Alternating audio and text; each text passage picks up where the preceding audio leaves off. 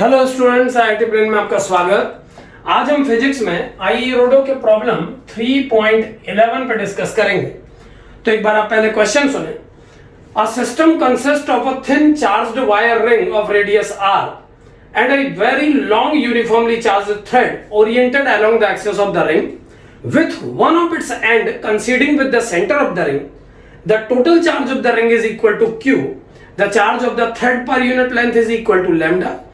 Calculate the interaction force between the ring and the thread. यानी आपको ring और thread के बीच में लगने वाले इंटरेक्शन फोर्स को कैलकुलेट करना है। तो देखिए, ये एक रिंग गिवन है जिसका रेडियस r और total amount of charge ring में q गिवन है, और एक थ्रेड जो कि यूनिफॉर्मली चार्ज्ड है वो इस रिंग के सेंटर से इनफाइनाइट तक प्लेस है, और इसमें लैम्डा डेंसिटी का चार्ज थ्रू आउट डिस्ट्रीब्यूटेड है। आपको इस रिंग जो कि क्यू चार्ज यूनिफॉर्मली डिस्ट्रीब्यूट की हुई है और इस थ्रेड जिसमें लैम्डा डेंसिटी का चार्ज है के बीच में इंटरेक्शन फोर्स कैलकुलेट करना है।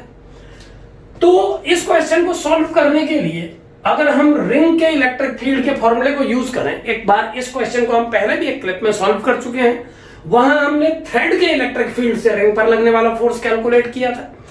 एक बार हम रिंग से थ्रेड पर लगने वाले फोर्स को भी कैलकुलेट करके देख लेते हैं। तो इस मेथड से अगर हम इस प्रॉब्लम को करते हैं तो कुछ इस तरीके से करेंगे कि आप ओरिजिन O से यानी रिंग के सेंटर से जेड डिस्टेंस पे एक छोटा सा एलिमेंट कंसीडर कीजिए इस थ्रेड पे। तो लैम्डा डेंसिटी वाले इस थ्रेड के इस छोटे से एलिमेंट पे नेट चार्ज लैम्डा जेड हो जाएगा। अब कोई रिंग अपने एक्सिस के अराउंड सेंटर से जेड डिस्टेंस पे जो इलेक्ट्रिक फील्ड स्ट्रेंथ डेवलप करती है उसका फॉर्मूला हम एक थ्योरी क्लिप पे डिस्कस कर चुके हैं। वो फॉर्मूला होता है 1/4 पाई एप्सिलॉन नॉट, या एक काम करते हैं इसे k कह सकते हैं। तो फॉर्मूला होता है k into q ring charge into z horizontal distance यानी एक्सिस के around distance divided by r square plus Z square to the power 3/2 with direction away from the centre of the ring. यानी इसका direction अगर मैं इस axis को k cap से show करूं, क्योंकि मैंने इसे z डिस्टेंस से शो किया है, यानी मैं इसे k एक्सिस मान रहा हूं।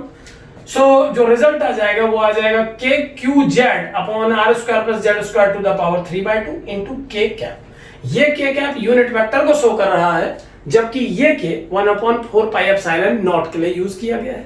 सो इलेक्ट्रिक फील्ड की वैल्यू आ जाएगी k q z upon r square plus Z square to the power 3/2।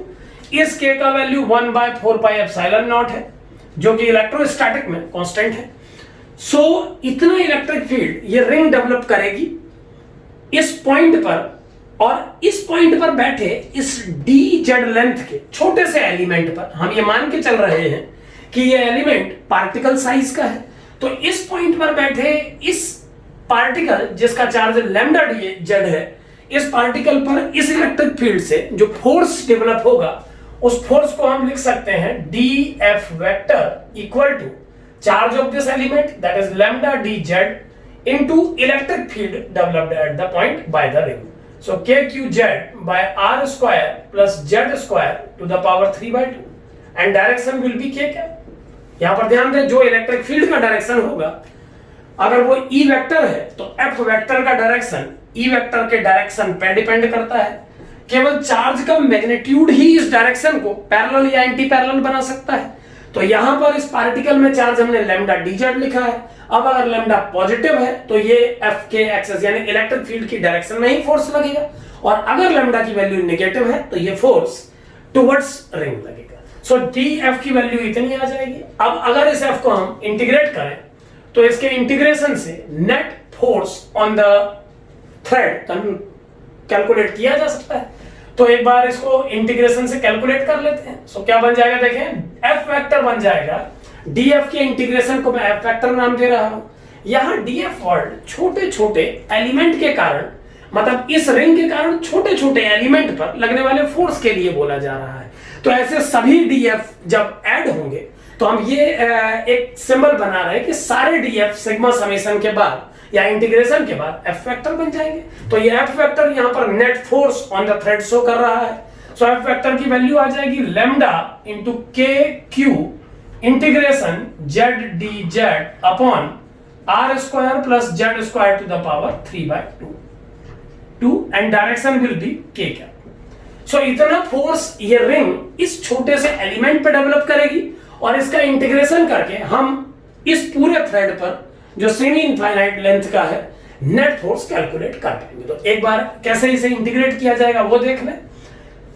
इस इंटीग्रेट करने के लिए इसे हमें सब्स्टिट्यूशन मेथड यूज करना पड़ेगा इंटीग्रेशन का। सो डिनोमिनेटर में मुझे 3/2 पावर चाहिए और मेरे पास function R square plus Z square है इस 3/2 पावर में। तो सबसे बेस्ट और अप्रोप्रिएट तरीका यह है कि मैं r square plus Z square के अंडर रूट यानी कि इसकी -1/2 पावर को मान लीजिए टी कंसिडर करूं।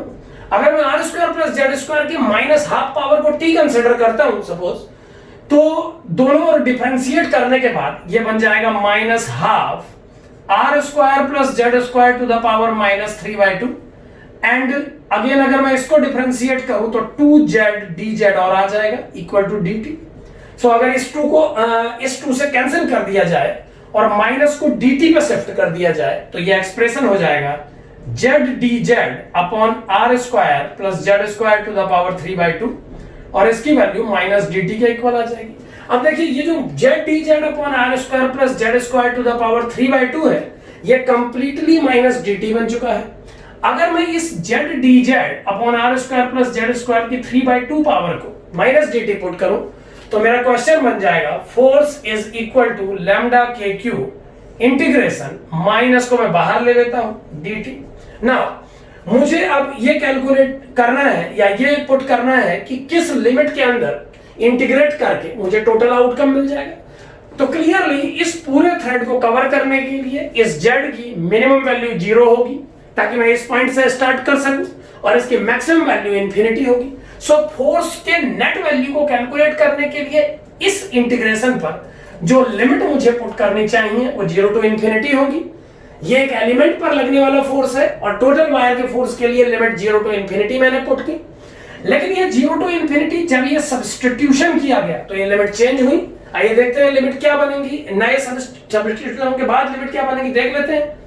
तो हमने 1 upon are square plus Z square under root को टी कंसिडर किया है। R square plus Z square की पावर -1/2 का मतलब है 1/√r square plus Z square. So अगर इस टर्म को टी कैलकुलेट किया गया है, टी कंसिडर किया गया है, तो z की वैल्यू 0 पुट करने पर अगर 1 upon are square plus Z square को टी कंसिडर किया गया है तो z की वैल्यू 0 पुट करने पर t की वैल्यू 1/r आ जाएगी। सो लोअर लिमिट जो 0 थी वो कन्वर्ट होके बन जाएगी 1/r और अपर लिमिट जो इंफिनिटी थी अगर मैं z को इंफिनिटी पुट करूं तो ये 0 आ जाएगी। यानी आप मुझे ये इंटीग्रेशन लिमिट चेंज करने के बाद 1/r से लेकर 0 तक सॉल्व करना है। अगर मैं इस इंटीग्रेशन को सॉल्व करूं तो क्या आउटकम आएगा एक बार इस पर डिस्कस करेंगे। सो फाइनली आ जाएगा f vector equal to -k lambda q into dt integration t होगा और अगर मैं इसमें 1/r से लेकर 0 तक लिमिट पुट करूं तो फाइनली ये बन जाएगा -k lambda q 0 - 1/r and k vector ये इसकी डायरेक्शन को प्रेजेंट कर रहा है। माइनस माइनस कैंसिल करके फाइनल आंसर आ जाएगा k lambda q/r into k cap. तो ये इस फॉर्मूले से जो वैल्यू आई है ये वही फोर्स है जो हमने कैलकुलेट किया था पिछले वीडियो में इस इनफाइनाइट वायर से इस रिंग पर, और अब हमने रिंग से इनफाइनाइट वायर पर कैलकुलेट किया तो ये k लैम्डा q/r ही वैल्यू आई है।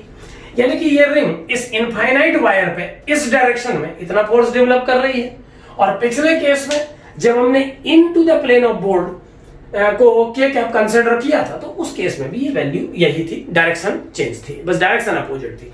यानी ये इनफाइनाइट वायर इस रिंग पर इस फॉर्मूले से हमको पता लगता है कि फोर्स डेवलप कर रहा है, ये वायर इस रिंग पे फोर्स डेवलप करेगा सेम इतना ही but with -k cap factor, क्योंकि इस रिंग ने इस वायर पे फोर्स डेवलप किया है k lambda q/r into k cap factor. तो इस तरीके से आप रिंग से वायर पे फोर्स को कैलकुलेट कर सकते हैं इंटीग्रेशन की हेल्प से। वो फॉर्मूला यहां पर आपको यूज करना पड़ेगा जो रिंग के इलेक्ट्रिक फील्ड के लिए क्रिएट किया गया है किसी एक्सियल पॉइंट में। Thank you.